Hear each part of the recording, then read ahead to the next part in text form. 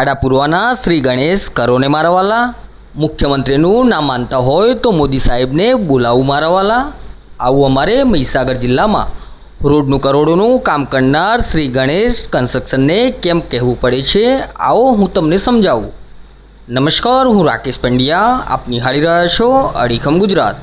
મહીસાગર જિલ્લાના ખાનપુર તાલુકામાં પ્રધાનમંત્રી ગ્રામ સડક યોજના હેઠળ ₹5,67,45,00,000ના ખર્ચે દેગમડાથી સાપડિયા બાદરોડ તરફ જતો રસ્તો શ્રી ગણેશ કન્સ્ટ્રક્શને આજથી 1.5-2 વર્ષ અગાઉ બનાવ્યો છે.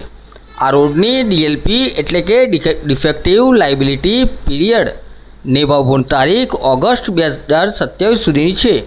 બીજો એક રોડ ખાનપુર તાલુકામાં પ્રધાનમંત્રી ગ્રામ સડક યોજના હેઠળ ₹3,79,42,000ના ખર્ચે છાપરીથી વાંકા વાંદરવેડ જૂના કાનેસર તરફ જતો રસ્તો શ્રી ગણેશ કન્સ્ટ્રક્શને આજથી 1.5-2 વર્ષ અગાઉ બનાવ્યો છે. આ રોડની ડીએલપી એટલે કે ડિફેક્ટિવ લાયબિલિટી પીરિયડ નિભાવપૂર્ણ તારીખ ઓગસ્ટ 2027 સુધીની છે. આ બંને રોડ 5 વર્ષ ચાલે તેવો રસ્તો બનાવવાનો હતો, પરંતુ હલકી ગુણવત્તાની કામગીરીના કારણે બન્યા પછી અવારનવાર તેના પર પડેલા ખાડાઓના કારણે સમાચારોમાં ચમક્યો છે. પરંતુ આનું નિરીક્ષણ કરનાર અધિકારીઓ અને કોન્ટ્રાક્ટરને તેની કોઈ જ અસર થતી નથી. તાજેતરમાં રોડમાં પડેલા ખાડાઓના કારણે પ્રજાજનોને પડતી તકલીફ જોઈને અકળાયેલા મુખ્યમંત્રીએ કડક ભાષામાં ડીએલપી હેઠળના રોડના રિપેરિંગની કામગીરી કરનાર કોન્ટ્રાક્ટર વિરુદ્ધ કાર્યવાહી ન કરનાર અધિકારીઓને પણ બક્ષવામાં નહીં આવે તેવું જણાવ્યું છે. પરંતુ મહીસાગર જિલ્લામાં કંઈક જુદો રિવાજ કે સૂચનાઓનો અમલ થાય તેવું લાગી રહ્યું છે. એમ પણ રસ્તાઓ પ્રધાનમંત્રી ગ્રામ સડક યોજનાના છે, એના કોન્ટ્રાક્ટર કઈ મુખ્યમંત્રીની સૂચનાથી થોડા માની જાય?